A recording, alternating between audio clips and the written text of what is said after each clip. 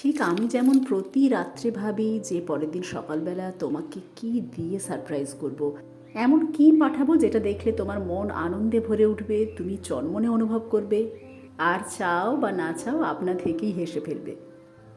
ঠিক তেমনই প্রতি রাত্রে আমাদের বাড়ির বাগানের প্রত্যেকটা গাছও হয়তো এমনটাই ভাবে যে এমন কি করি, কিভাবে ফুটি, কিভাবে নিজেদেরকে মেলে ধরি যাতে সকালবেলা আমাদেরকে দেখে এই বাড়ির প্রত্যেকে চাক বা না চাক আনন্দে হেসে ফেলবে।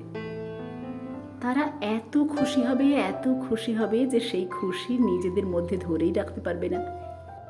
আশেপাশে সমস্ত বন্ধু বান্ধব, পাড়া প্রতিবেশী যে যেখানে আছে সবাইকে পাঠাবে। আর তার মাঝেই হয়তো সার্থক হবে আমাদের এইভাবে ফুটে ওঠা।